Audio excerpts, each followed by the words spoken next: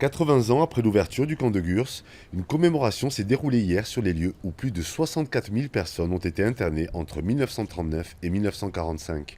Républicains espagnols, combattants des brigades internationales et déportés juifs, 1073 d'entre eux y ont trouvé la mort. L'occasion pour les 200 visiteurs du jour de découvrir les dures conditions de vie des détenus. Voilà, vous rentrez. Ces élèves, membres du club Histoire au Collège de l'Escar, sont troublés. La paillasse qu'on leur avait distribuée, qui devait arriver à peu près jusqu'ici, ils posaient leurs valises au pied de la paillasse la nuit pour délimiter leur place.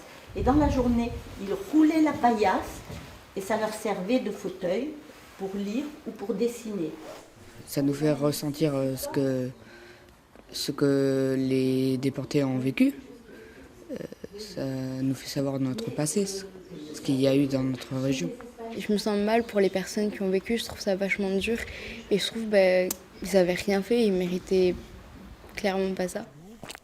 L'ambassadeur d'Allemagne en France a fait le déplacement à Gurs pour la première fois. Il remet ce moment d'histoire en perspective avec notre époque. Je suis très ému d'être ici, de comprendre sur place quelles étaient les conditions atroces de souffrance des personnes internées ici, internées puis aussi morts ou déportés d'ici. Et je pense que c'est très important de garder vivant cette mémoire. À nous, Allemands, ça nous dit qu'un nationalisme exacerbé a toujours amené nos peuples, nos pays, notre Europe à des catastrophes.